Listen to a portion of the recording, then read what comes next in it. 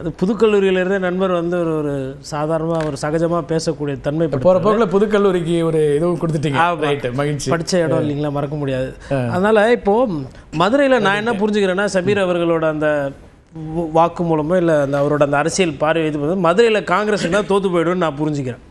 ஏன்னா ஒரு விஷயம் உண்மை, அதாவது காங்கிரஸ் கட்சியில் தொண்டர்கள் குறைவாகவும் தலைவர்கள் அதிகமாக ஆகிற காரணத்தினால்தான் இந்த மாதிரி கருத்துக்கள் வருது. பூத்தில் 31,000 பேர் தான் போட்டிருக்காங்க. உரிமை, அவங்க கட்சி உரிமை பார்த்து பேசுறதுங்கிறது அவங்க. ஒரு திமுக மாவட்ட செயலர் தொகுதியை போய் நீங்கள் கேட்குறீங்கன்னா அவர் எப்படி விடுவார் இயல்பா? அவர் வந்து இந்த கட்சியினுடைய நாடாளுமன்ற உறுப்பினர்கள் பற்றி இந்த கட்சிக்கு இருக்கக்கூடிய செல்வாக்கு என்னங்கிற கேள்வி எழுப்பும் போது அதை அவங்க சொன்னார் திமுகவுக்கு பாதிப்புன்னு. திமுகவுக்கு எந்த அளவுக்கு பாதிப்பு வருதோ இல்லையோ, ஆனால் காங்கிரஸ்க்கு இந்த தேர்தலில் நிறைய பாதிப்பு வரப்போகுது. ஏன்னா அதற்கு உண்டான வேலையை தான் அவங்க பண்ணிட்டு இருக்கிறாங்க. நீங்கள் ஒரு பொது வெளியிலலாம் இந்த மாதிரி தொகுதி பேரெல்லாம் சொல்லி பேசினீங்கன்னா, அதாவது இது வந்து ராகுல் காந்தியும் ஸ்டாலின் அவர்களும் நண்பர்களாக இருக்கலாம். அவங்க மதுரைக்கு வந்து மாட்டுத்தாவணி ஆண்ட பிரச்சாரம் பண்ணிட்டு போகலாம். ஆனால் 300 பூத்தில் போய் ஓட்டு கேட்க போது தளபதியோ அவரோட ஆதரவாளர்களோ இல்லை அங்கே இருக்கக்கூடிய அதிமுக நிர்வாகிகள் யார் இருக்கிறாங்களோ அவங்க தான் போய் போகிறாங்க.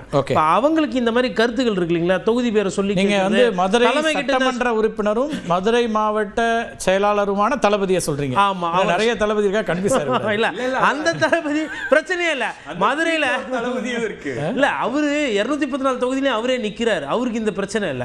சோழவன் தான் அவரு மதுரைக்கு எக்ஸ்பிளைன் பண்ணி தான் சொன்னேன். ஏன்னா திடீர்னு அந்த கன்ஃபியூஷன் வந்துட கூடாது. இல்ல அது வராது. அவரு 214 தொகுதியிலே அவர் தான் நிக்கிறார். அதனால அந்த பிரச்சனையே கிடையாது அவருக்கு. விஜய் அவர்களை பொறுத்தவரைலாம் இங்க வந்துட்டு இப்ப இவ்வளவு பஞ்சாயத்தை பண்ணிட்டு இதுக்கப்புறம் காங்கிரஸ் அங்க போய் சீட்டு வாங்குறாங்கன்னா கண்டிப்பா திமுக ஒவ்வொரு தேர்தலையும் அதுக்கு முன்னாடி இடங்களை பேசுறது, தொகுதிகளை பேசுறதுன்னு முரண் எல்லா கூட்டணியிலையும் வரத்தானே செய்யும். அது எப்படி வரல?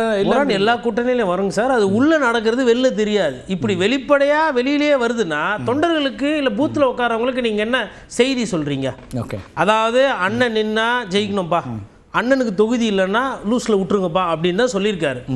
அவர் வந்து கார்கே கிட்ட கேட்டு பெறலாம். வெற்றி பெறறதுக்கு அங்க தளபதி தான் வேலை பார்க்கணும். சீட்டு வாங்குறது முக்கியம் இல்ல. இப்ப 41 சீட்டுன்னு சொல்லி ஷபீர் அவர்கள் ஒரு விஷயத்த சொல்றாரு. நான் என்ன சொல்றேன்னா 41க்கு பதிலாக கூட ஒரு 9 சீட்டு சேர்த்து நீங்க 50 கொடுத்தீங்கன்னா காங்கிரஸ்க்கு தேர்தலே நடத்த வேணாம். அப்படியே தூக்கி அதிமுக கிட்ட கொடுத்துட்டு போயிடலாம். இல்லை பிஜேபியும் 60 சீட்டு கேட்குறதா ஒரு செய்தி வந்தது. ஒருவேளை அதுலேருந்து ஒரு 10 கம்மி பண்ணி அதாவது பிஜேபிக்கு ஒரு 50 சீட்டு கொடுத்தாலும் அதிமுக தேர்தல் நிற்க வேணால் திமுக கிட்ட அப்படியே கொடுத்துடலாம். தேர்தலே வந்து பார்த்திங்கன்னா சார் ஒரு 134 தொகுதிக்கு தான் நடக்க போது. என் பார்வையில் ஒரு 100 தொகுதியை திமுகவும் அதிமுகவும் பிரிச்சுக்குவாங்க. 40 விழுக்காடு விஜய் அவர்களுக்கு வருதுன்னு சொல்லி பேசுகிறாங்க இல்லைங்களா, அது எங்கே வருது? குளத்தூரில் வருதா, இல்லை சேலத்தில் எடப்பாடியில் வருதா, இல்லை ட்ரிப்ளிகேன் கான்ஸ்டிடுவன்சியில் வருதுங்களா, இல்லை தொண்டாமுத்தூரில் வருதா, இல்லை விராலிமலையில் வருதுங்களா, இல்லை கரூரில் வருதா, எங்கே வருது? அது அப்படியே கணக்கில் வருது. அது இந்த தேர்தலே பார்த்தீங்கன்னா அந்த மிச்சம் இருக்க 130 134 தொகுதிக்கு தான் சீட்டு. இப்போ மதுரை மத்தி வந்து பிடிஆர் இருக்கிறாரு. பிடிஆர் நீங்கள் தோக்க வைக்கணும்னா அதுக்கேற்ற கேண்டிடேட் அங்கே போட்டால் தான். அதை தாண்டி அங்கே பெருசாக எதுவும் பண்ண முடியாது. அதனால தான் மதுரை மத்தி கேட்காம உசாரா மதுரை நார்த்து கேட்குறாரு.